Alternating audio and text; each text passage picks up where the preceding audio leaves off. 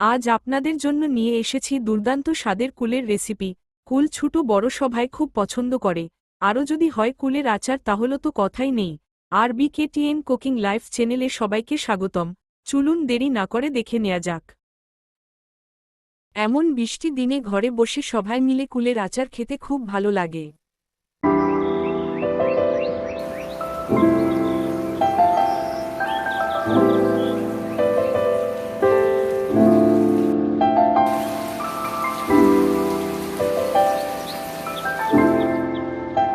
মাটির চুলায় কড়াই বসিয়ে দিয়েছি। এখন দিয়ে দিব পরিমাণ মতো জল। ধুয়ে রাখা কুলগুলো দিয়ে দিব।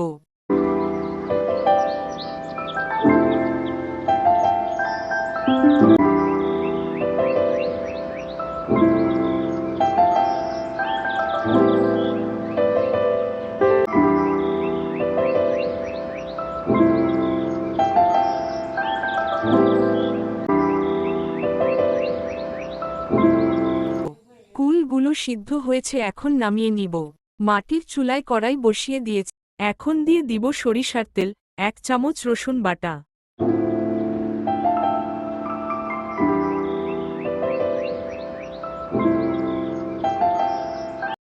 আরও দিয়ে দিব গোটা জিরা দিয়ে ভালো করে ভেজে নিব।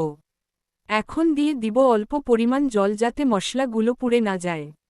এখন দিয়ে দিব হাফ চামচ হলুদ গুঁড়া, 1 চামচ লঙ্কার গুঁড়া, হাফ চামচ ধনিয়া গুঁড়া দিয়ে ভালো করে কষিয়ে নিব।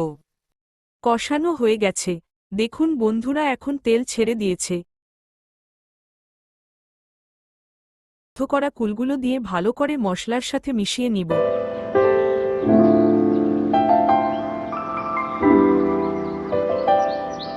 এখন কুলগুলোকে ভেঙে দিব।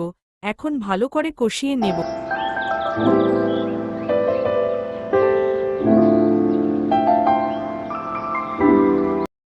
কষানো হয়ে গেছে, এখন দিয়ে দিব খেজুরের গুড়, ভালো করে মিশিয়ে নিব। আমার মতো করে একবার বাড়িতে বানিয়ে দেখবেন, খুব ভালো লাগে। নেব। এখন দিয়ে দিব 1 চামচ গরম মশলা দিয়ে ভালো করে মিশিয়ে নিব।